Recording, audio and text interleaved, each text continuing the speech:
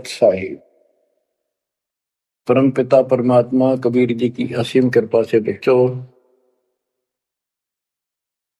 आज हमारे अंदर अपने घर जाने की प्रबल प्रेरणा हुई है। बच्चों, कोई भी काम है उसकी विशेष जानकारी होने के बाद उसमें रुचि बनती है। किसी प्रकार अब हमें पता चला है कि इस लोक में हम गलत स्थान पर रह रहे हैं, और आपको यह भी याद दिलाया जाता है कि ये शरीर नहीं रहेगा।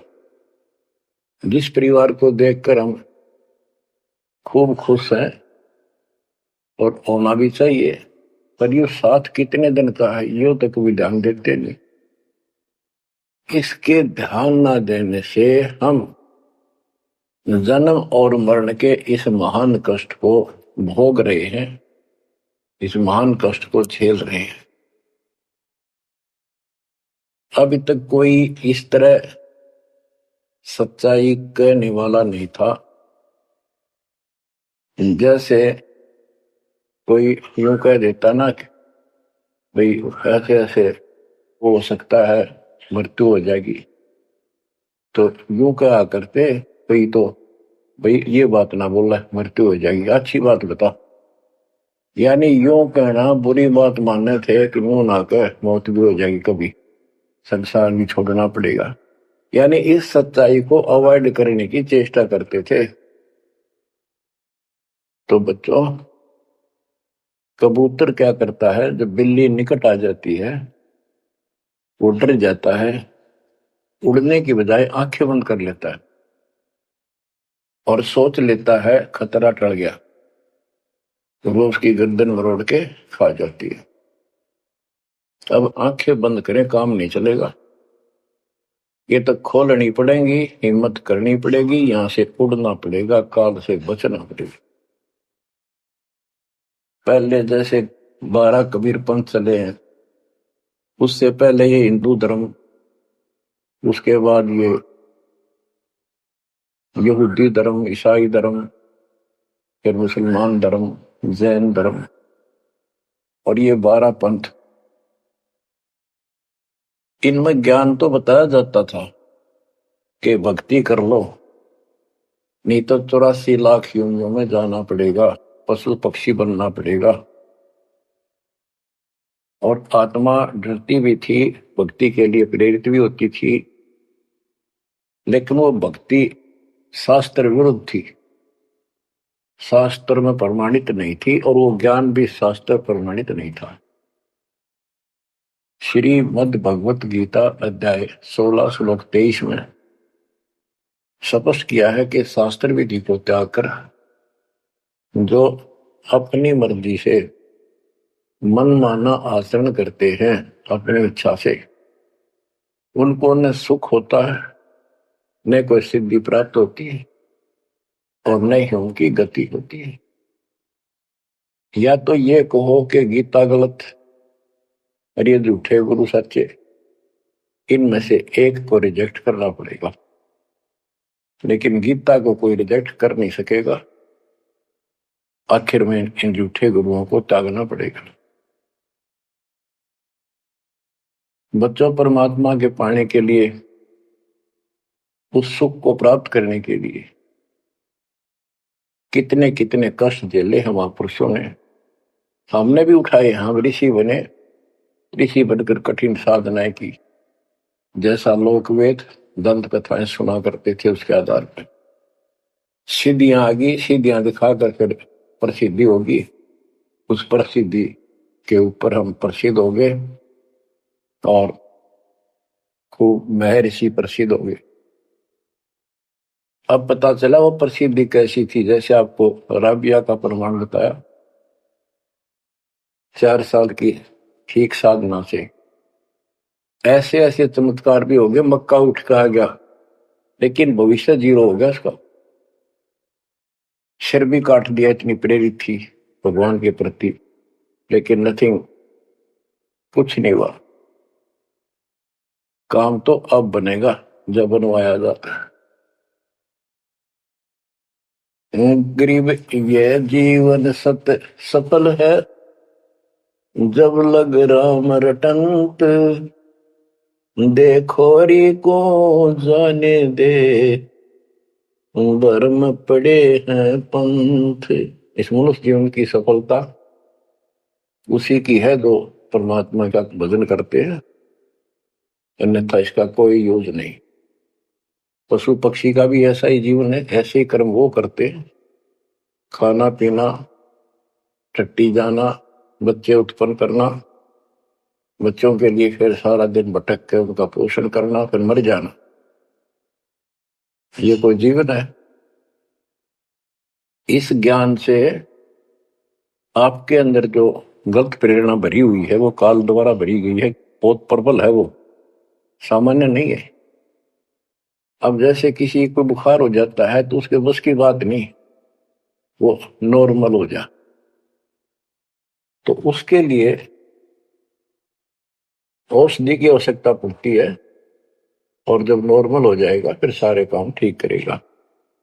इसी प्रकार ये आपके बस की बात नहीं है जो आप जिस व्यवस्था में लग रहे हो। ये इस ज्ञान से, इस भक्ति से आपका ये अज्ञान हटेगा, ये जिससे प्रभावित हो बुखार हटेगा, फिर आपकी लगन अदब से बनेगी, अलग से बनेगी। अगर ये भाव नहीं बना तो क्या ये जीवन अच्छा है जो आप जी रहे हो? कोटि जन्म तन भर में तोगे कुछ नहीं हाथ लगा रे, कुकर कुत्ता, सुकर सुअर, खर गधा, कौवा बुगला, बता इन प्राणियों के शरीरों में असंख्यों बार कष्ट उठा लिया अपने को, असंख्यों बार, एक बार नहीं। तो क्या इस प्रोसीजर को जारी रखोगे? मेरी आत्मा तो मान नहीं रही कि आप इसको स्वीकार कर दोगे। और अब भी आपकी आंखें नहीं खुलेंगी और आपकी प्रेरणा नहीं बनेगी, तो फिर इंसान नहीं, पत्थर हो तुम, पत्थर। कोटि वर्ष करे संगत संतों की, पत्थर का जल में क्या बीजे, चंदन बन में रंग ला दे, एक बांस बिटन भी ना सींचे। पत्थर को जल में डाल दे, कितने गहरे जल में डाल दे, कितने दिन डाले रखे, उसका कोई असर जल का नहीं होता। नहीं, जल से तो नरम होता है पदार्थ, बाहर निकालते उसको घिसा दे दूसरे पत्थर से, गेहूं का तो चिंगारी निकलेंगी। तो पत्थर जैसे प्राणियों को किसी चीज का असर नहीं होता। ये अमृतवाणी उन पुण्यात्माओं को झंझोड़ कर रख देंगी जिनकी आंखें काल में अज्ञान से बंद कर रखी है। उस परम पिता के घर जाने के लिए, सुख को प्राप्त करने के लिए, गरीबदास जी बताते हैं कि मंसूर मैसूर क्यों हो गया, शरीर फांसी प्रवेश, और जाके ऊपर एती नौबत बीती। कैसा है वो देश? उस परमात्मा के सुख को, सतलोक की प्राप्ति के लिए, उसकी प्राप्ति के लिए टुकड़े टुकड़े शरीर करा दिया मंसूर अली जी ने, पीछे नहीं हटा। तो गरीबदास जी कहते वो सुख कितना होगा जिसके लिए शरीर भी खत्म कर दिया, कोई नो प्रॉब्लम। और ये शरीर तो आपका रहेगा नहीं, गारंटीड है। इसलिए बार बार याद दिलाता हूं कि हमारे ऊपर नशा जबरदस्त कर रखा काल में।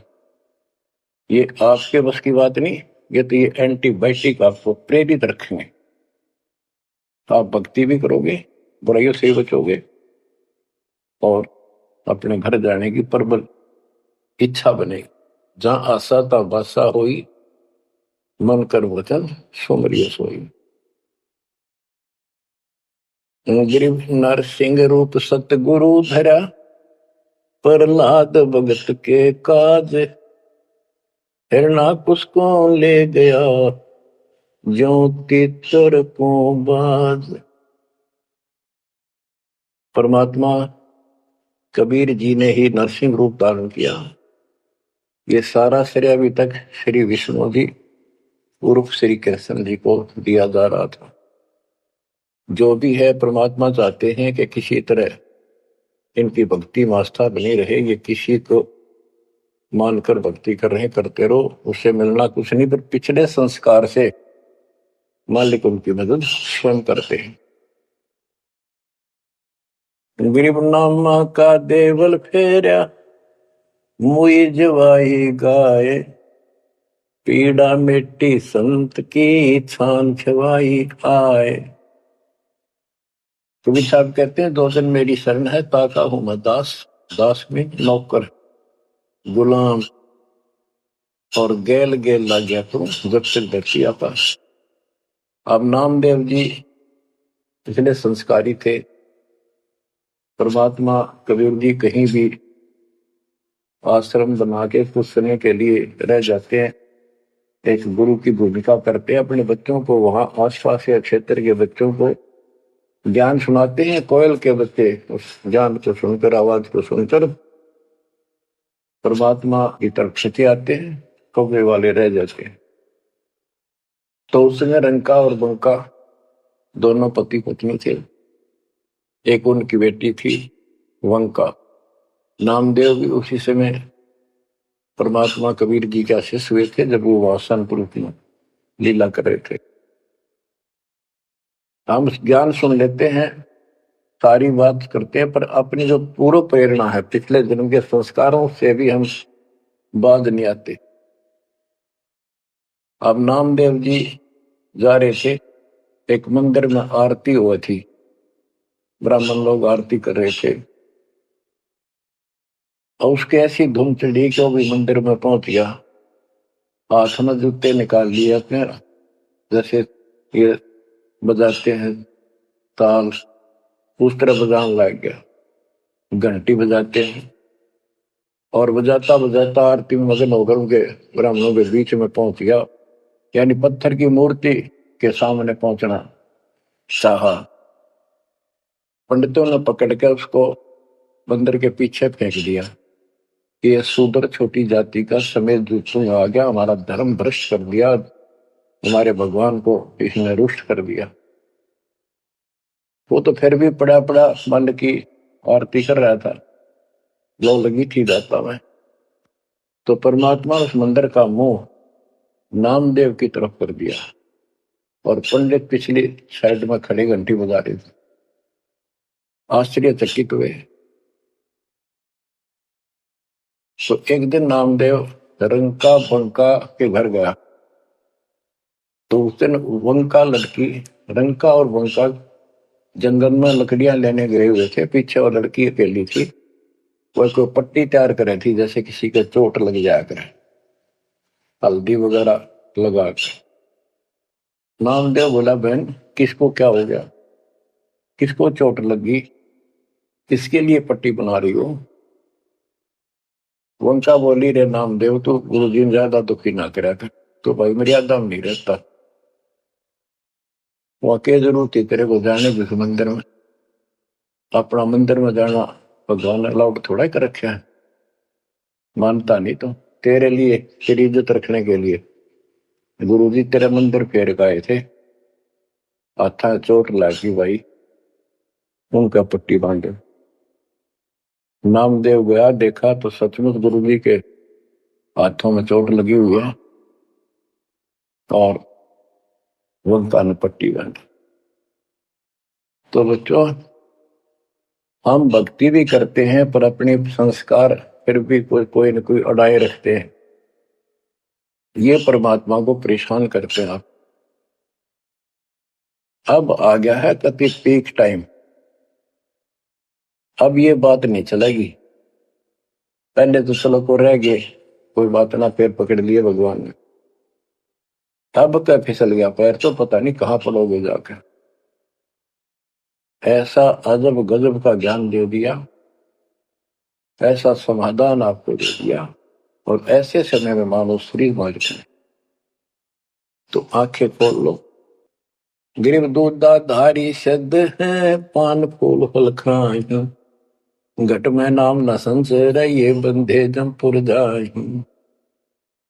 कई बताते हैं बाबा है दूध दूध पियो है, बड़ा शब्द है, दूध दाधारी बोला उसने। और केवल कभी फल खा लेता है, कोई फूल फल ही खाता है। तो गरीबदास जी कहते, गरीब दूध दाधारी सिद्ध है ये, पान फूल फल खाई, घट में नाम न संचय बंधे जमपुर जाई। सच्ची भक्ति है नहीं, सीधे नरक में जाएंगे। गरीब चुंडित मुंडित भद्रा, मोनी मैल न पावे, धूमर पान ठडे श्री, ये दो जग धक्के खा। गरीब योग नहीं यो रोग है, जब लग निज नाम न चीन, घर घर द्वारे भटकते, बेख बिना यकीन। गरीब बेख लिया तो क्या हुआ, जब लग नहीं विवेक, तीन काल निपजे नहीं, नहीं मिटे कर्म रेख। के चुंडित मुंडित, जैसे बड़े बड़े सिर पर जटा रख रखी है, दाढ़ी बंडवारी, माला मोड़ा पहन गए, बाहर भाई ड्रामा फूल कर रखा है, लाल कपड़े पहन रखे, या कति गोट करवा रखा, मुंड मुंडवा रखा। कहते हैं इनसे कुछ नहीं मिलना, कोई मौन रखते हैं। गरीब चुंडित मुंडित भद्रा, मोनी मैल न पावे, धूमर पान ठडे श्री, ये दो जग धक्के खाओ। ये धूमर पान करें, नशे करें, सुल्फे की मारे चलम भर कर ढूंढ उठा दे, ठडे श्री खड़े होकर तप करते, कहते दो जग में धक्के खाओगे, नरक में जाएंगे। बच्चों, ये मूल ज्ञान है, ये तत्व ज्ञान है, और ये जो ज्ञान आपको दिया जा रहा है आपके लिए वरदान होगा। ये कबीर साहब की गिफ्ट है। इस रजा को संभाल के रखियो, इसको हल्के में ना लियो बच्चों, कुर्बान हो जाओ। ये धंधे करते था सिंगधन हो गए, कितना पुराना पट्टा। इसकी शरण में डट कर सत्संग सुना करो, सेवा करो और दान करो, मर्यादा का निर्वाह करो, भक्ति करो। देखना न्यारे रंग ला देगा दाता। मालिक आपको मोक्ष दे, सद्बुद्धि दे, आपको याद बनी रहे अपने घर की सत्साई।